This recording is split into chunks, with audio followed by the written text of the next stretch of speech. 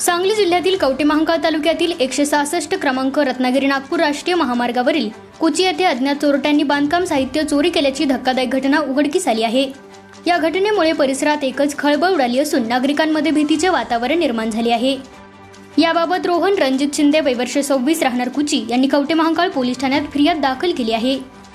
मिळालेल्या माहितीनुसार मिरज पंढरपूर मार्गालगत कुची गावाजवळ शिंदे यांचे हॉटेलचे बांधकाम सुरू असून त्या ठिकाणी मोठ्या प्रमाणात लोखंडी साहित्य साठवून ठेवण्यात आले होते।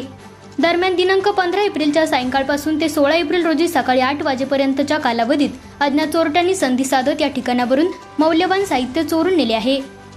चोरी गेलेल्या मुद्देमालामध्ये 4x4 साईजचे GI लोखंडी पाईप 11 नग, 2x4 साईजचे GI लोखंडी पाईप 15 नग, 2x2 साईजचे GI लोखंडी पाईप 30 नग, एकूण 56 लोखंडी पाईप तसेच 6x6 साईजच्या लोखंडी प्लेट 30 नग असा एकूण 1,32,875 किमतीचा मुद्देमाल चोरट्यांनी लंपास केला आहे।